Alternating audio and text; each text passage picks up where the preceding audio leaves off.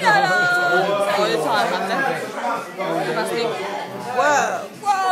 Du skulle kolla på influens och Pantera. Nej.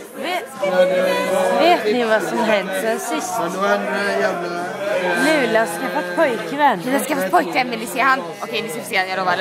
Kolla. Jan! Där är Jan! Woho! Alltså vet du hur taggad jag var? Ja, han var så taggad på att vara med på våran vlogg. Och så hände det... Nej. Men vi ska börja vlogga igen för alla som älskar oss. Alla älskar oss. Vad det är jag sinna för. Är du full eller? Jag är inte så taggad på att möta dem. Jag ser ut som jag vet kakmonstret i... Okej, vi är pussmunnar. Han kan inte vinna varje Kan vi gång. inte? Nej, Pantera kommer aldrig se heller. Nej. Okej, vi kollar. Istället. Ja. Jävla idiot.